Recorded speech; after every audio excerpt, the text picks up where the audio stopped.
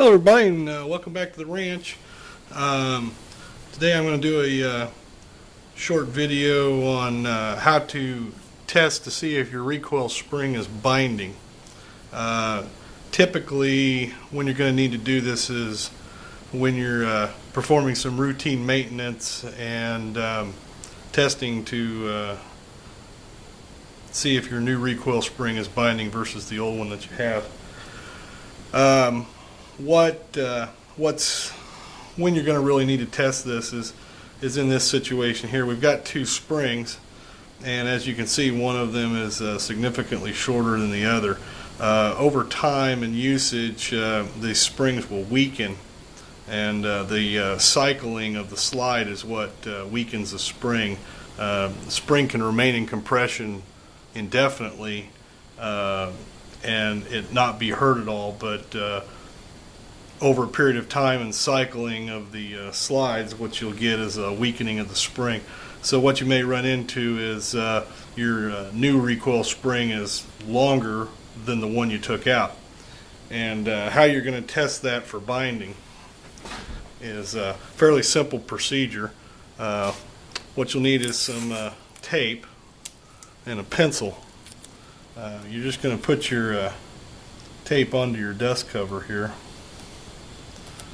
and what you're going to use that for is to give yourself a mark. Of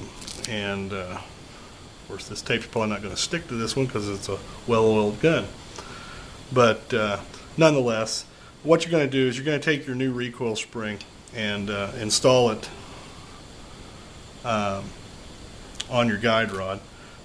One thing with the springs that you'll notice, this end is closed, and as it is on this end also. Some springs you'll get, they'll have a closed end and an open end, and if you do have a situation where you do have a closed end and an open end, you want the closed end on the guide rod. But anyway, you're going to go ahead and install your spring just like you would from a field strip, no different. However, what you're not going to do for this first portion of the test is you're not going to install your plug.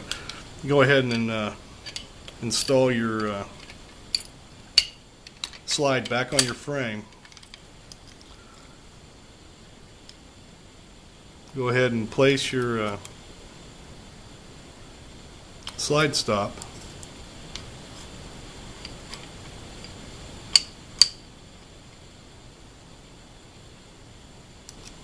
into the pistol. Once you have your slide stop installed, go ahead and pull the slide as far to the rearward as you can and against the impact abutment. And this is where your pencil comes into play. I'm going to go ahead and use a pen just simply because I want it to show up on the camera as best as I can. But you're going to mark your tape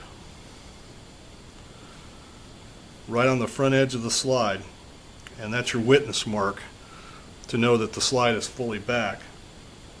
Once you've done that, go ahead and return the slide forward, add your recoil plug, put it back into place. And again, what you're going to do is move as far to the rear as you can, and you're looking to see if that witness mark and the front edge of that slide match up. If for some reason you end up with this situation, what has happened is you have fully compressed that recoil spring, and instead of it being a spring, it's now a pipe. That's going to damage your gun.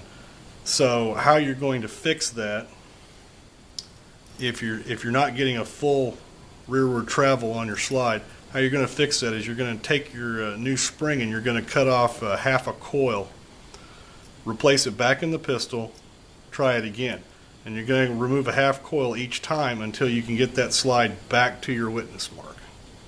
And that's how you check your pistol, your recoil spring on a 1911 to ensure that it's not binding inside the pistol when it's put together, and obviously you can't see what's going on. Anyway, hope you find this interesting. We'll talk to you later. Have a good day.